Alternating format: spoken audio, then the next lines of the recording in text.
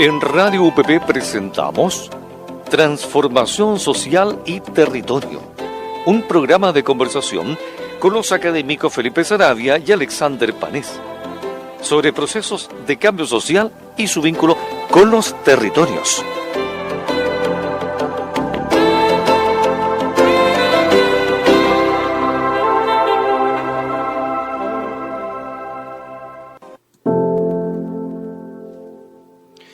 Bien, buenos días. Estamos comenzando nuestro tercer programa de Transformación Social y Territorio.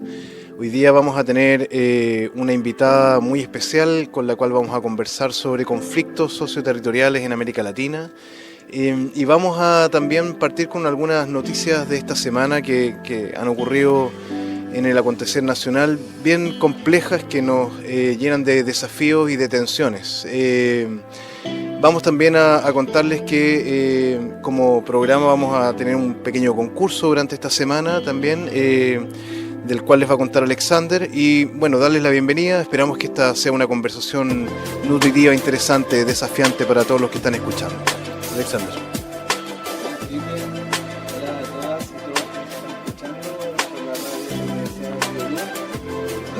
Y bueno, como decía Felipe, el tema de esta sesión, de este programa, va a ser justamente conversar respecto a los conflictos territoriales y socioterritoriales, y particularmente los conflictos de agua. En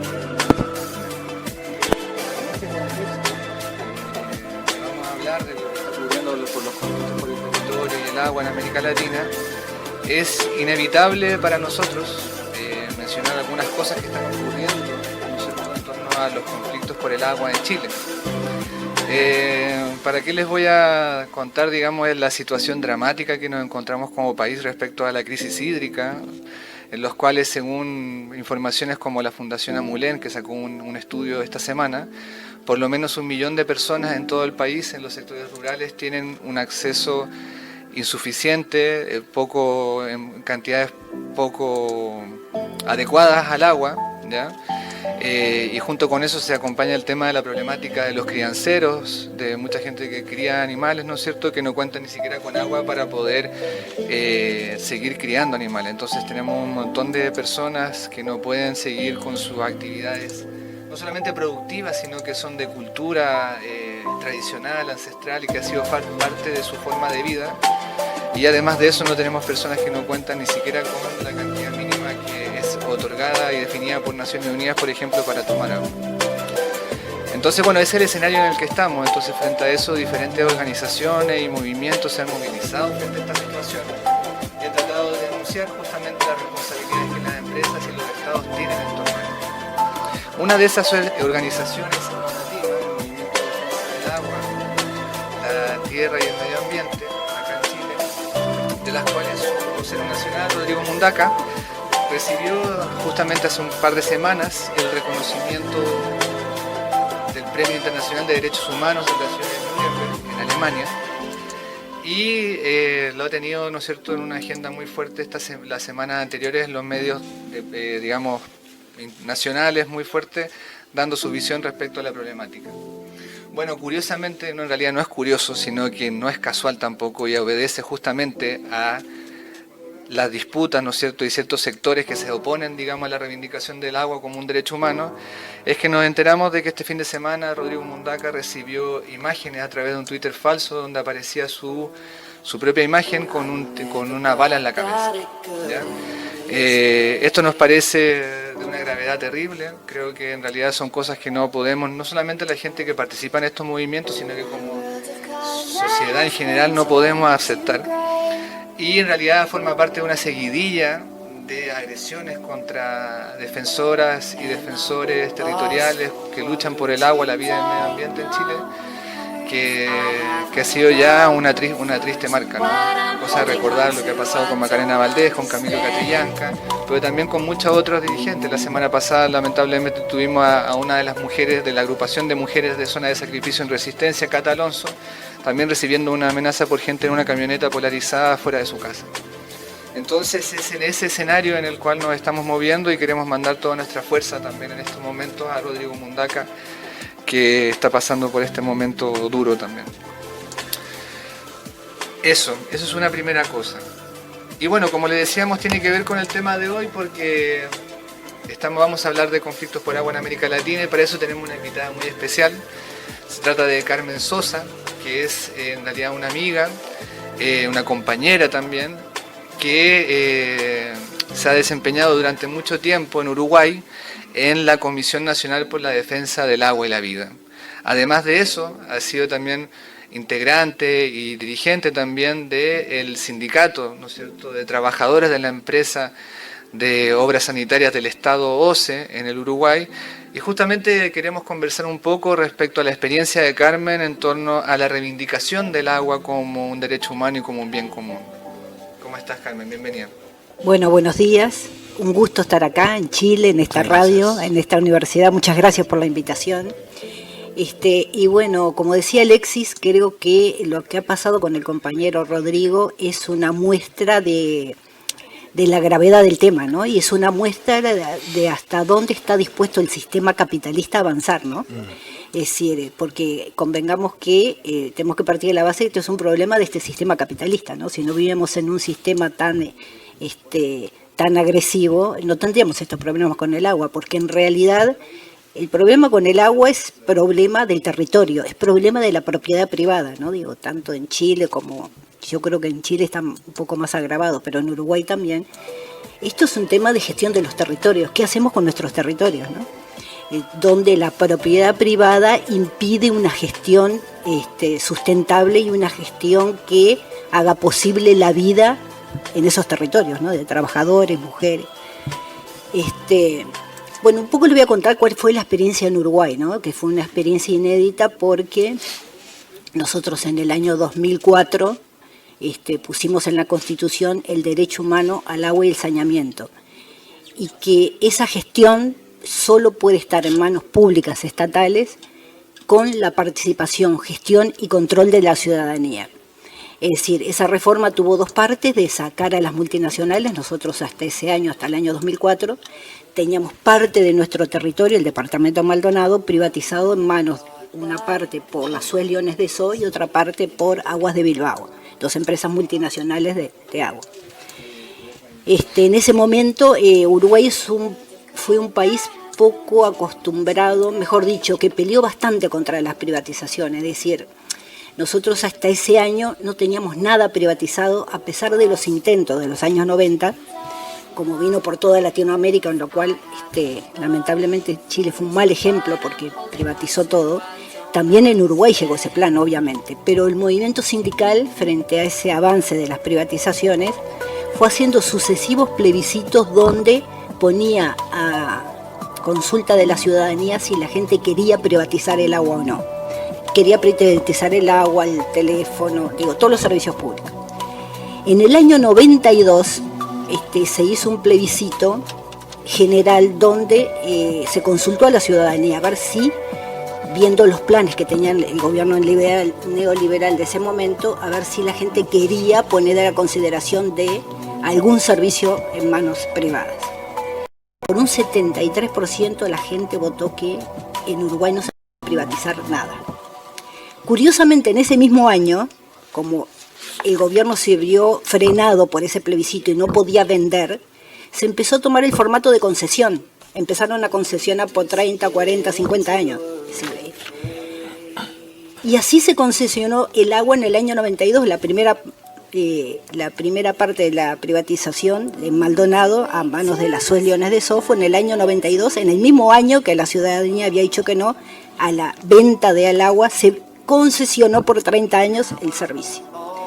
Frente a eso, el sindicato y muchas organizaciones sociales empezamos a ver que el tema era mucho más complejo de lo que pensábamos, ¿no? A pesar de que el gobierno sabía que la ciudadanía estaba en contra, igual estaba dando en concesión a las empresas.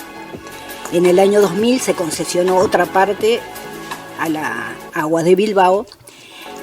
Entonces en ese año los movimientos sociales empezaron a ser un poco más fuertes y trataron de acercarse al sindicato de AFOSE, que es el sindicato de las obras sanitarias del Estado, única empresa de agua en el país, de agua y saneamiento.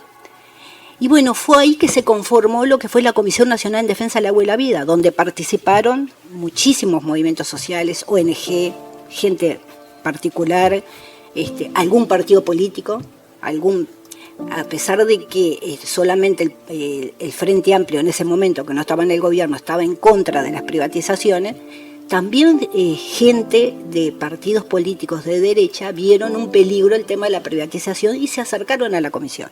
Bueno, en el 2002 se forma la Comisión Nacional de Defensa del Agua y la Vida con dos propósitos: revertir esa privatización, es decir, echar a las multinacionales, y modificar la Constitución, porque esto fue idea de un vecino del departamento de Canelones, que es el siguiente departamento a Maldonado, porque la empresa, sobre todo la Suez, ya había manifestado el interés de seguir avanzando en las concesiones, en la concesión que le dieran no solamente Maldonado, después Canelones, que son departamentos redituables, porque muchos departamentos no son redituables para la empresa de agua, ¿no? Esos departamentos son rentables, no son rentables.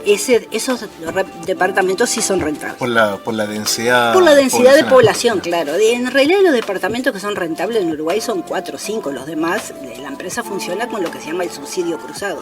Los departamentos que son rentables subsidian a los que no son rentables, ¿no? Digo, porque una obra de saneamiento, por ejemplo, es muy difícil recuperar la inversión, es decir. Por eso OCE, por ejemplo, es una empresa social, es una empresa, siempre fue desde el año 52, una empresa sin fines de lucro. Se autofinancia, pero sin fines de lucro, ¿no? Se supone que cobra solamente lo que le da para mantener los servicios, nada más, ¿no?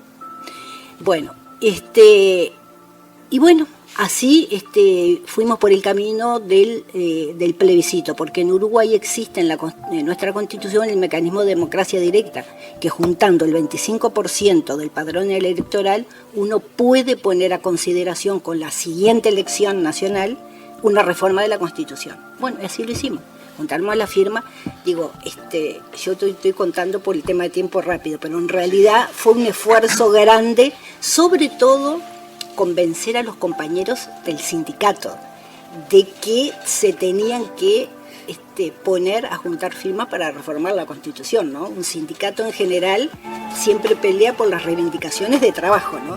No fue fácil, fueron muchas horas de conversación, de viajar por el país, de hablar con los delegados. El FOSE es un sindicato nacional. Hablar con los delegados, decir, bueno, mira, tenemos que reformar la Constitución, cosa que no fue fácil, ¿no? Digo, pero bueno, los convencimos a los compañeros y todos se pusieron a juntar firmas y después a hacer campaña para esa reforma constitucional. En el 2004, cuando gana el gobierno progresista y en ese mismo momento se plebiscita esa reforma, nosotros ganamos por casi el 65% de la población votó que el agua tenía que volver a manos públicas. Carmen, y ahí una pregunta que en realidad muchos nos hacemos, porque, bueno, contarle a quienes nos escuchan de que para quienes estamos en la causa de la lucha por el agua, Uruguay es una experiencia que es muy inspiradora y muy importante para nosotros, no solamente en América Latina, sino que a nivel internacional. O sea, Uruguay, antes de incluso las Naciones Unidas, con su resolución del año 2010, ya reconocía en su constitución el derecho humano. Ahora la pregunta que yo te quería hacer es, ¿por qué crees tú que en Uruguay se logró esa conquista? El derecho humano al agua, ¿te refieres? El derecho humano al agua. La reforma en la Constitución. Mira, yo creo que expulsar a las transnacionales y además de eso. Mira, yo creo que ahí se juntaron varias cosas. Primero, que en Uruguay hay una tradición muy, pero muy fuerte de defensa de las empresas públicas que viene del gobierno, viene del siglo anterior, del gobierno ballista. Yo creo que fíjate que en Uruguay ya por ahí en 1952 es cuando pasa la empresa de los ingleses, la empresa de agua era inglesa, pasa a manos públicas. Y ya ahí las otras empresas también eran públicas, es decir, en Uruguay existe una tradición muy fuerte de tener servicios públicos. Segundo, en Uruguay hay una tradición muy fuerte, que creo que eso pesó muchísimo también, hay una tradición muy fuerte de que no es que sea una ventaja, al contrario, es una desventaja. Una tradición muy fuerte de poca participación de la gente. Es decir, en Uruguay la gente tiene el pensamiento de que los servicios tienen que ser dados por el Estado. Y digo, es impensable con países como Chile o Perú o Bolivia que la gente haga autogestión de las cosas, autogestión de sus servicios, ¿no? En Uruguay es impensable eso, ¿no? Digo, justamente ahora creo que esa cosa está siendo una traba, pero en ese momento fue una ventaja. Entonces, que nosotros le dijéramos a la gente que el agua estaba en manos privadas y que no iba a poder ser gestionada por el Estado, ya eso hacía ruido. No, y una cosa muy importante, ¿no? La Suez cuando asumió, por ejemplo, la primera medida que tomó fue aumentar el 700% el agua, ¿no?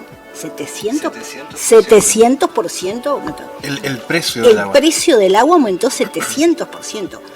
Una conexión, por ejemplo, cuando uno se quería conectar al agua, en ese momento, valor de ese momento, salía $1.800.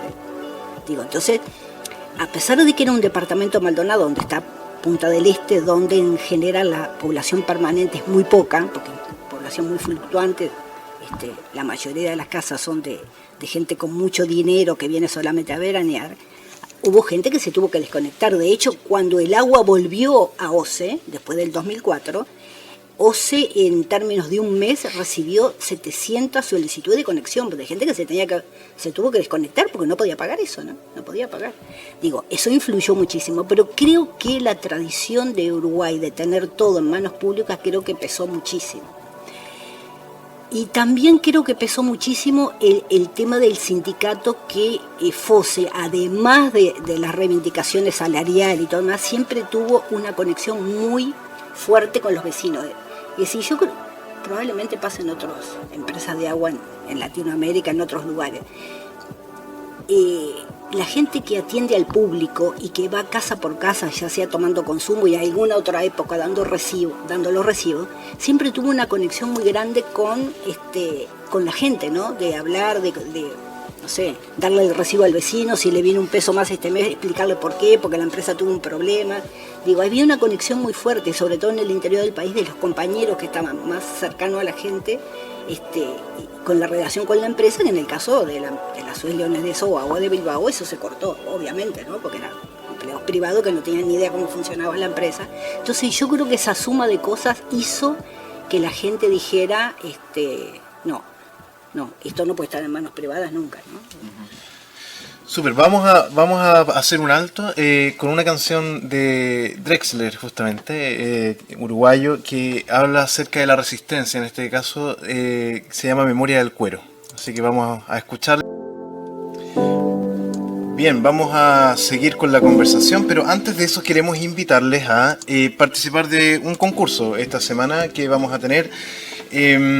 Tenemos el libro Las luchas por el agua en nuestra América, Voces en Movimientos de Modatima, que amablemente ha sido cedido aquí por Alexander y que vamos a ofrecerlo, vamos a regalarlo a quien quiera de ustedes que difunda este programa radial, lo puede difundir en las redes sociales, quien tenga más likes en su compartir, entonces bueno, se lleva el libro y la próxima sesión lo vamos a regalar, se lo enviamos a la dirección que nos indique la persona. Es importante que nos puedan etiquetar en el compartir que coloquen en Facebook y entonces podemos nosotros de esa manera saber cuántas likes tiene el programa.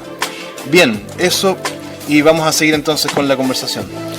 Sí, pero bueno, decir también de que justamente en este libro que se llama Las luchas por el agua en nuestra América, es un libro que tiene la particularidad que es un libro escrito justamente por movimientos sociales, organizaciones de diferentes países de América Latina, y tuvimos el privilegio de justamente tener un capítulo de nuestros compañeras y compañeros de Uruguay, de la Comisión Nacional de Defensa del Agua y la Vida, que escribieron también sobre eso.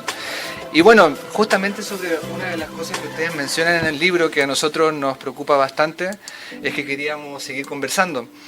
Porque bueno, justamente hablábamos de esta conquista que tuvo Uruguay con la reforma constitucional del 2004, que la verdad nosotros en Chile vemos con muy buenos ojos, porque también siempre hablamos que lo que necesitamos hacer para resolver el problema del agua y la crisis hídrica en Chile es hacer un cambio constitucional de que deje de consignar el agua como la propiedad privada sobre las aguas y que elimine el mercado de aguas que existe actualmente y que se reconozca el carácter público, y no solamente público, sino que el agua como un bien común.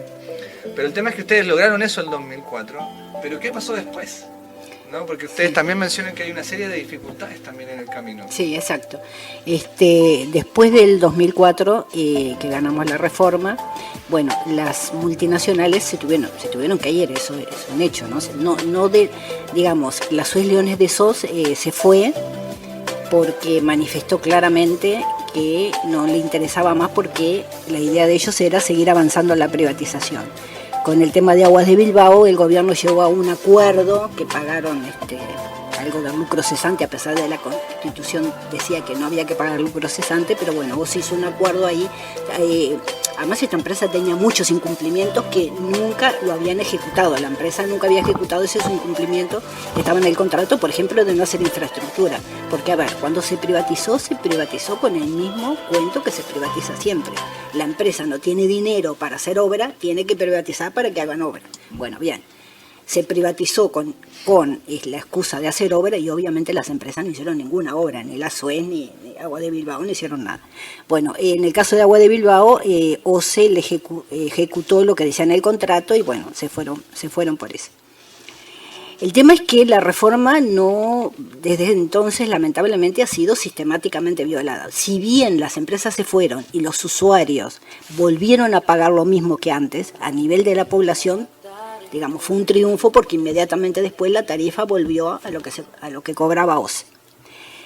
Pero, por ejemplo, en el caso de Aguas de Bilbao, inmediatamente no volvió a OCE. Se formó una empresa que se llama Unidad de Gestión Desconcentrada, que funciona en el derecho privado, pero que es una empresa pública. Es decir, OCE es la dueña de esa empresa.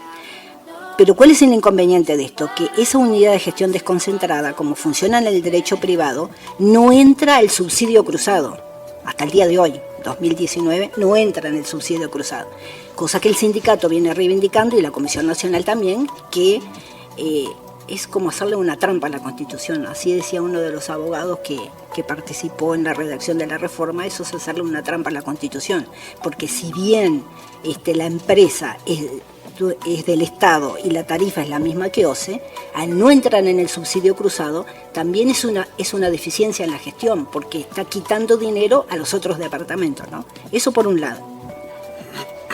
Y el espíritu de la reforma era claro, ¿no? Digo, que tenía que seguir funcionando de manera que fuera realmente un derecho humano, y el tema económico es un tema importante. Hasta el día de hoy no hemos logrado eso. Por otro lado, la reforma, que creo que era la parte más importante, además de no estar en manos privadas, dice muy claro que la ciudadanía debe participar en toda la gestión de los recursos hídricos, no solamente del agua potable. La Constitución dice participación, gestión y control de la ciudadanía de todos los recursos hídricos. Y especifica además que esa gestión tiene que ser por cuenca y subcuenca.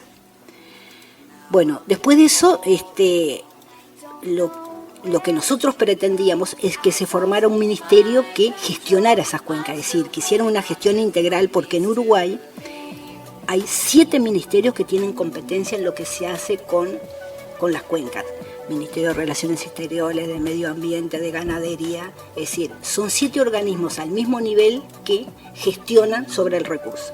Lo cual eso implica, digo, que no es una novedad, siempre es así, cuando son 7 personas que opinan, en realidad nadie tiene la responsabilidad, ¿no? Digo, porque nos pasa hasta ahora, que uno se echa la culpa al otro, porque si son 7 los que van a hacer el plan, seguramente nadie va a ser un responsable. Nuestra idea era que hubiera un ministerio que gestionara la cuenca. Eso no lo logramos solamente una división dentro del Ministerio de Medio Ambiente. En esa división dentro del Ministerio de Ambiente se creó una ley, se redactó una ley en la cual la comisión participó durante 2 años y medio, que es la Ley de Agua, donde la forma de participación son las comisiones de cuenca. Pero ¿qué pasó con eso? Después que terminamos de redactar la reforma, que muchos aspectos de lo que nosotros planteamos en el Ministerio fueron contemplados, cuando subió al Poder Ejecutivo y la aprobaron, que fue aprobada por todos los partidos, le agregaron una frase: estas comisiones de cuenca no son vinculantes. Entonces, ¿qué es lo que pasa ahora? Los vecinos van, porque hay comisiones que funcionan muy bien, los vecinos van, dicen los problemas que hay, sobre todo ahora que estamos con los monocultivos de soja, de eucaliptus, donde tenemos todas nuestras cuencas contaminadas, absolutamente todas nuestras cuencas, mayor o menor grado, están todas contaminadas. Entonces hay muchos conflictos territoriales por el agua. Entonces los vecinos van, se organizan, todo lo más, hacen los planteamientos, pero como no es vinculante, son tenidas en cuenta o no, y la mayoría de las veces no son tenidas en cuenta. Entonces, eso ocasiona de que, por ejemplo, en el año 2017, dicho por el ministro de Economía, OCE tuvo que poner en su cargo fijo una tasa ambiental. Así lo dijo el ministro de Economía. Tenemos que cobrar una tasa ambiental porque OCE no está dando abasto para comprar productos para potabilizar el agua. Entonces se está dando la cosa tan loca de que cuando son unos pocos que contaminan, se socializan las pérdidas, ¿no? Se concentra la ganancia en unos pocos y se socializan las pérdidas, porque todos estamos pagando por el aumento en la contaminación.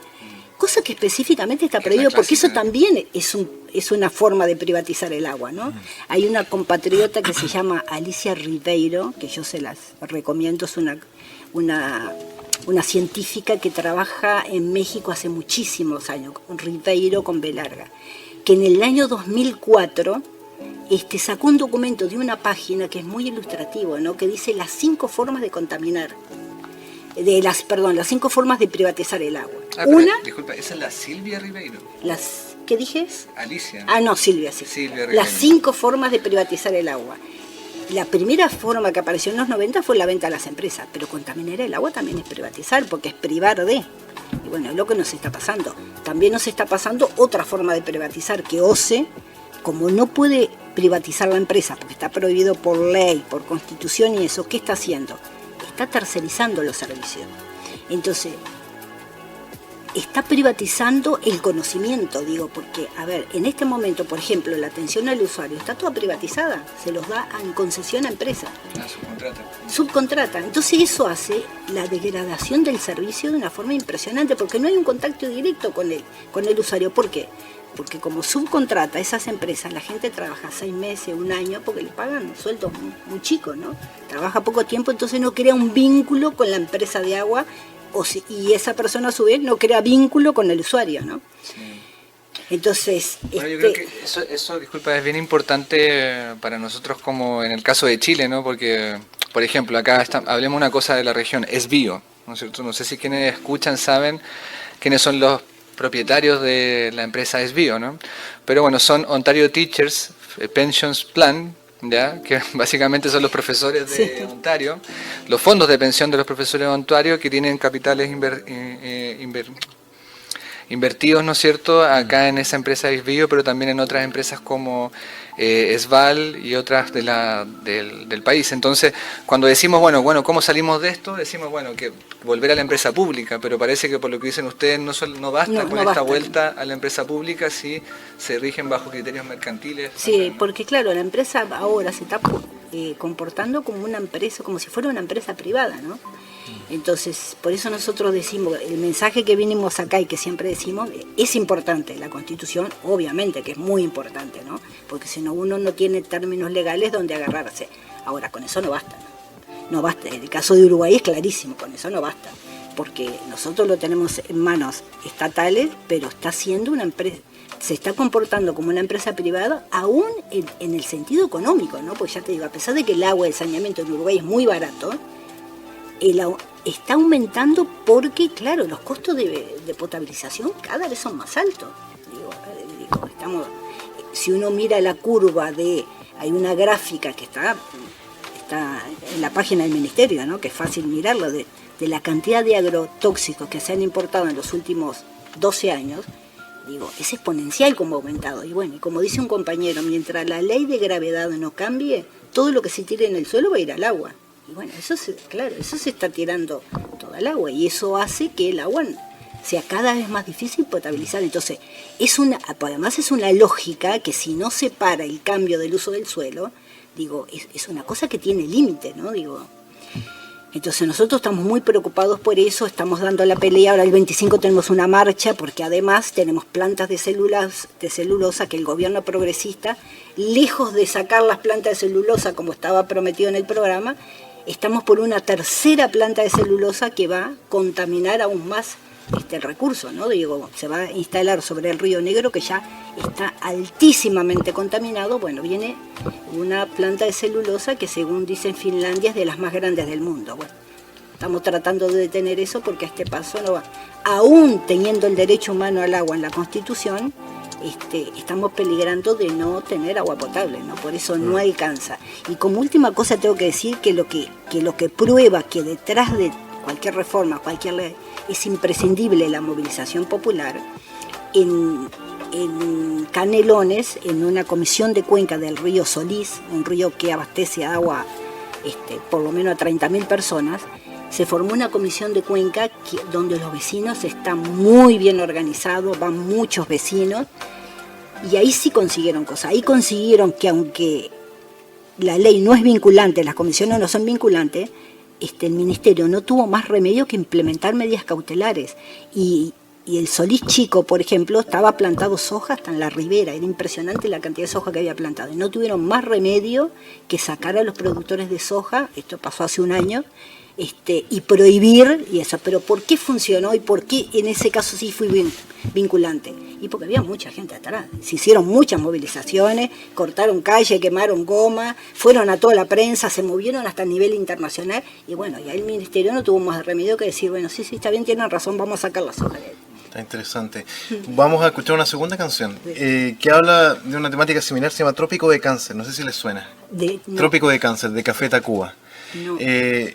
Vamos a escucharla, miren, habla acerca precisamente del cuestionamiento acerca del uso de hidrocarburos y de pensar una nueva forma de tener desarrollo alternativo, si es que se usa ese término, o una forma. Continuamos aquí en Transformación Social y Territorio, con este programa conversando con Carmen Sosa, ¿no es cierto?, de la Comisión Nacional de Defensa del Agua y la Vida de Uruguay. Entonces, bueno, aprovechando también la experiencia y todas las reflexiones que nos comparte Carmen, queríamos poder conversar un poco respecto a América Latina en general como región.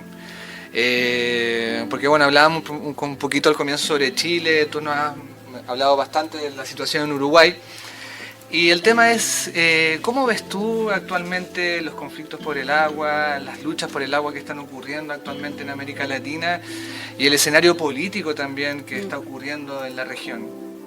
Bueno, el escenario político es complejo, ¿no? Yo creo que por un lado, aún con ese escenario político complejo, yo tengo la impresión, por hablar con muchos compañeros de otros países, de que cada vez hay una mayor comprensión de que muchos de los problemas de sequía, inundaciones, falta de agua, es decir, territorios degradados, tienen que ver con la política, tienen que ver con el hecho de cómo este sistema capitalista gestiona esos territorios, ¿no? Yo creo que cada vez hay una mayor comprensión y cada vez hay un acercamiento de los movimientos, ¿no?, a esa comprensión y esa unión, ¿no? Tiene mucho que ver la facilidad que tenemos ahora para comunicarnos, pero yo creo que los movimientos después de la era progresista, que le llamo yo, que creo que está terminando, yo creo que la era progresista no fue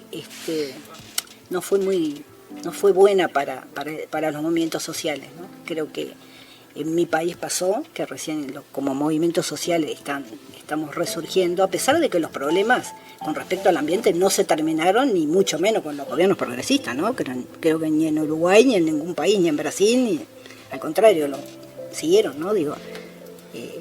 ¿Por qué no fue buena, Carmen, justamente para los gobiernos progresistas? Bueno, yo creo que cuando hablamos de gobiernos progresistas estamos hablando de estos gobiernos que surgen a partir de la década del 2000, ¿no es cierto? Y bueno, que tienen que ver con los procesos de Venezuela, sí, Uruguay, Bolivia, claro, capaz que el proceso en Brasil, capaz que en Venezuela fue un poquito diferente, pero lo que ha sido acá en el Cono Sur, si nosotros vemos qué es lo que pasó con los gobiernos progresistas en materia de gestión del uso del territorio, se fue agravando. Siguieron la misma política neoliberal que eran los gobiernos de derecha, eso es así, ¿no? Puede haber habido un mejor redistribución de la riqueza, en algunos aspectos, algunas políticas sociales mejores, pero en materia de gestión de los territorios fue exactamente igual que cualquier gobierno neoliberal, con la desventaja de que, como eran gobiernos progresistas, los movimientos sociales se vieron un poco retraídos, ¿no? Porque así pasó en Uruguay, ¿no? Que podríamos hacer un análisis, estar 3 horas acá diciendo de por qué los movimientos sociales se retrajeron, pero pero era una realidad, porque no es lo mismo enfrentarse y ver lo que hace un gobierno de derecha para alguien que es de izquierda. Cuando está un gobierno de izquierda es a veces hasta duro reconocer que está haciendo lo mismo que el gobierno de derecha, ¿no? Así pasó en Uruguay, en Brasil, bueno, en Brasil, en Argentina, en todos lados, ¿no? Entonces yo creo que ahora se supone con este fin de la era progresista, o por lo menos que los problemas ya son tan visibles que hasta para los compañeros que son de izquierda no tienen más remedio que reconocer, bueno, esto así no camina, ¿no? Yo creo que hay un resurgir de los movimientos, y creo que con más fuerza que antes, ¿no? Digo, será porque los problemas son más graves, pero con más fuerza que antes de decir, bueno, esto es un callejón sin salida. O nos movilizamos o esto no tiene futuro, no tiene futuro el mundo, ¿no? Con este modelo, ¿no? Digo, si no cambiamos este modelo, yo creo que no tiene futuro el mundo. Entonces yo estoy muy esperanzada por ese lado de que, bueno, que la gente, veamos lo que pasó ahora en Ecuador, ¿no? Digo, si la gente se junta, bueno, los gobiernos tienen que retroceder, ¿no? Digo, en Uruguay tenemos montones de casos, a pequeña escala, gran escala, pero cuando la gente se junta, y bueno, el que está en el poder no tiene más remedio que retroceder, no tiene otro. Eso es muy interesante, me hace a mí cuestionarme el rol de las profesiones en esos contextos. Sí. ¿Cómo ve el rol específico, por ejemplo, de algunas carreras que se supone están orientadas a la transformación social, como trabajo social, por ejemplo? ¿Qué rol podrían cumplir profesiones como esta en esos procesos de cambio social? Bueno, yo creo que, por lo menos voy a hablar de Uruguay, ¿no? Yo creo que las profesiones difícilmente están orientadas al cambio social, ¿no? Digo, es que no están orientadas, ¿no? Seguimos con una universidad, por lo menos lo que pasa en Uruguay, ¿no? Tenemos honrosísimas excepciones. Yo soy universitaria, y tenemos honrosas excepciones de compañeros universitarios, científicos, investigadores que trabajan con nosotros. En Uruguay tenemos muchos compañeros, pero es en forma aislada.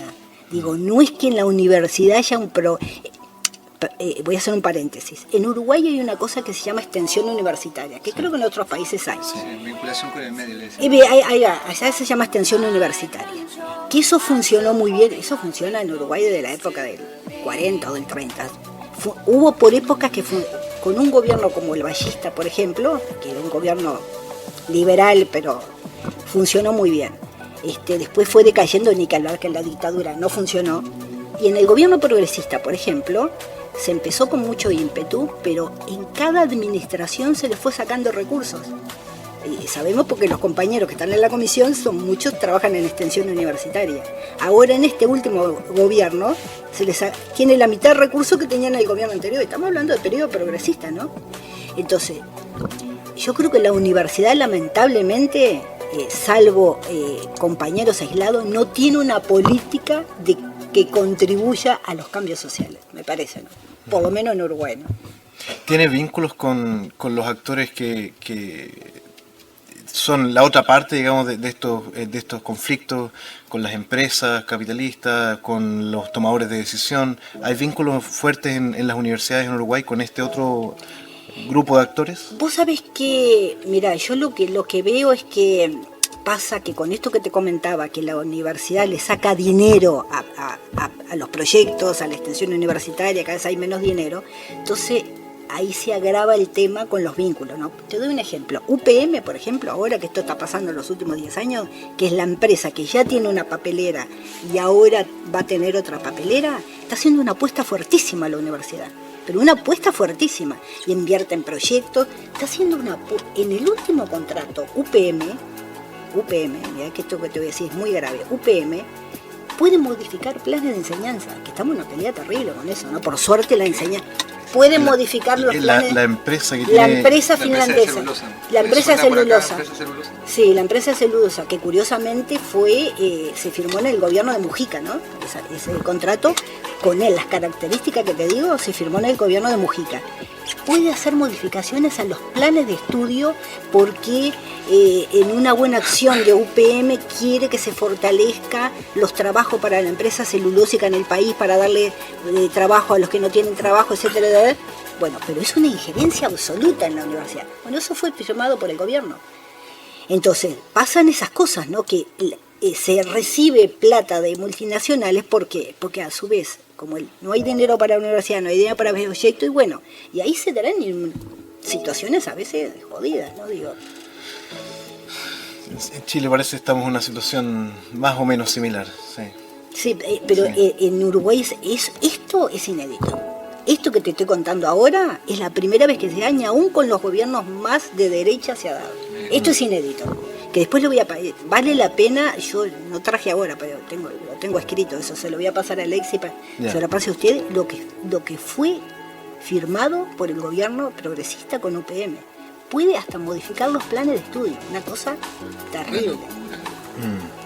Sí, hay un desafío para nosotros ahora que escucho esta conversación de como escuelas de trabajo social universitarias, digamos, con quién nos vinculamos, para qué nos vinculamos, con qué objetivo. Exacto. Es un tema complejo. Sí. Es un tema complejo que yo creo que es de los puntos que debemos atacar rápidamente. Tenemos que atacar rápidamente porque yo creo que la universidad es un actor fundamental. Creo que en este proceso es un actor fundamental. Fundamental no solamente para los movimientos sociales, sino para la transformación de la sociedad. Porque tú tenés que crear profesionales, tenés que crear una educación al servicio de quién creas una educación. Claro. Yo creo que eso es fundamental ya, no solamente para los movimientos, es fundamental para cambiar este proceso, ¿no? Sí, y conversaban algo de eso acerca de la experiencia específica de Uruguay, si han tenido vínculos en el movimiento propiamente tal. Tú mencionabas algo de los laboratorios de agua, ¿eso es algo que ha ocurrido efectivamente? Ahora en Uruguay yo les mencionaba que estos comités de cuenca que no son vinculantes, pero por acción de los vecinos, la conjunción en esos comités de cuenca de la Comisión Nacional, los vecinos, la academia, hay comisiones de cuenca que están funcionando muy bien. Una de ellas es la del río Santa Lucía. El río Santa Lucía abastece al 60% de los habitantes de Uruguay de agua potable. La empresa de agua potable toma agua de ahí, le da agua al 60%. Ahí, que está muy contaminado y los vecinos están muy preocupados, se formó el comité de cuenca, justamente la asamblea le pusieron ella de Santa Lucía. Y están muy organizados y afortunadamente coincidió que hay muchos universitarios trabajando ahí. Hay biólogos, ingenieros agrónomos y eso, y se integraron a esa comisión de cuenca. Y han hecho estudios, han ido con gráficas, tanto es así que, hacer un cuento chiquitito que ocurrió hace 15 días. En esas comisiones de cuenca ponen contra la pared a todos los ministerios, porque van todos los ministerios, el de ganadería, que en realidad en Uruguay el que manda, como todos tienen la misma, tienen el mismo nivel de incidencia en lo que es el territorio, en realidad el que manda es el que tiene poder político. En Uruguay es el Ministerio de Ganadería, el que tiene poder político, que es el que hace los contratos con los ojeros. Entonces lo que dice el Ministerio de Ganadería, todo lo demás boca abajo, se hace esto. El Ministerio de Medio Ambiente está absolutamente dibujado, ¿no? Dice, a ver, ¿qué dijo el Ministerio de Ganadería? Bueno, si el Ministerio de Ganadería dijo que sí, no quiere. Bueno, eso era un paréntesis. Entonces, a esas reuniones van todos. Y en este comité de cuenca, van con números, con gráfica, con estudios. No, mirá, acá está pasando esto, el Santa Lucía tiene este grado de contaminación, pasó esto, están plantando soja allá, eucalipto. Entonces, han logrado alguna cosa porque, claro, va mucha gente a esos comités y lo ponen contra la pared. Y ese comité de cuenca ahora, el proyecto lo que te iba a contar, que lo que pasó hace 15 días, es que le prometieron la próxima, el ministerio convoca las sesiones de los comités de cuenca. Entonces, en el anterior, que se había hecho en Montevideo, dije, bueno, el próximo comité de cuenca se lo hacemos en Santa Lucía, porque claro, los vecinos se quejan que lo hacen un día de semana, a las 3 de la tarde, como para que no vaya nadie, ¿no? Eso claro. Lo peleamos en todo, claro, a ver, el viejo truco, ¿no? Suena lo hago conocido, sí. Un día de semana a las 3 de la tarde si no va nadie, pero estos compañeros van igual, pero dijeron, no, los comités de cuenca ahora lo vamos a hacer fines de semana y a las 5 de la tarde, para así los vecinos, porque hay muchos vecinos que quieren. Entonces dijeron, bueno, sí, está bien. 2 días antes mandaron un correo que habían cambiado, que lo iban a hacer en el embalse, cerca del embalse, porque querían ver no sé qué. En el embalse es un lugar que ni siquiera llegan ómnibus. Esto pasó hace 15 días. Ni siquiera llegan ómnibus, ¿entendés? Tenés que ir con auto, llegar a la carretera o caminar. Entonces, y ahí, no sé lo que pasó, ahora me voy a enterar, pero los vecinos están en pie de guerra con eso, ¿no?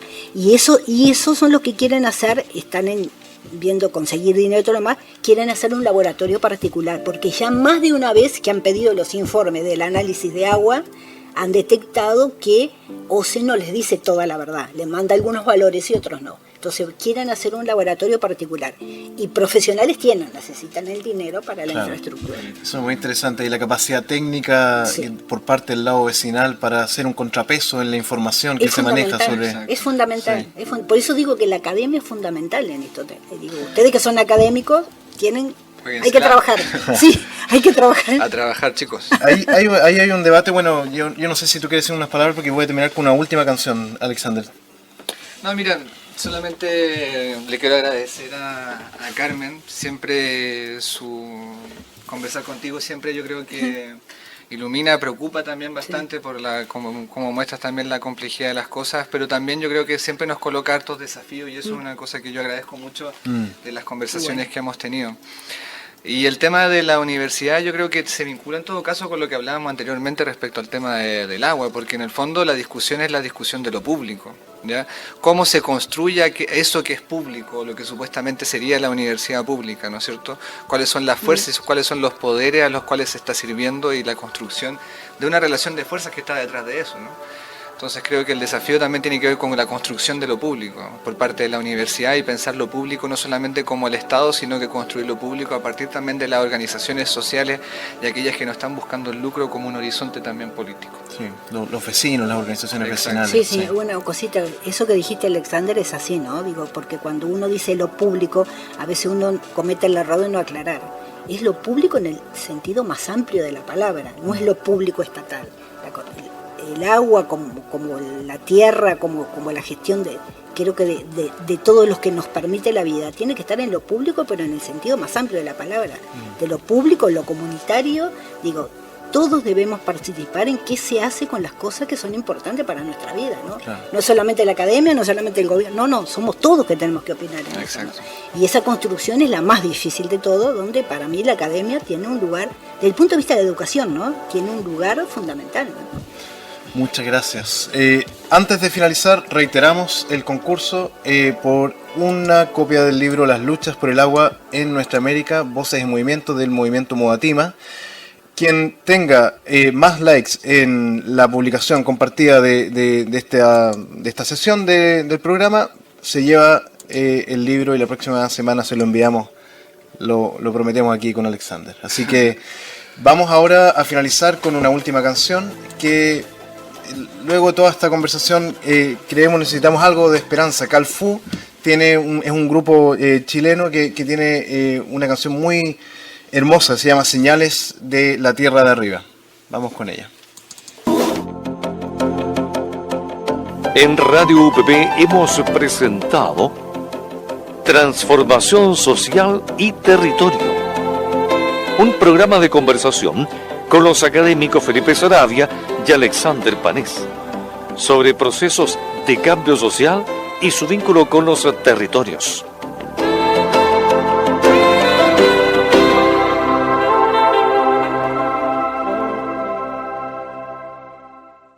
Las opiniones vertidas en este programa son de exclusiva responsabilidad de quienes las emiten y no representan necesariamente el pensamiento de Radio UPP ni nuestra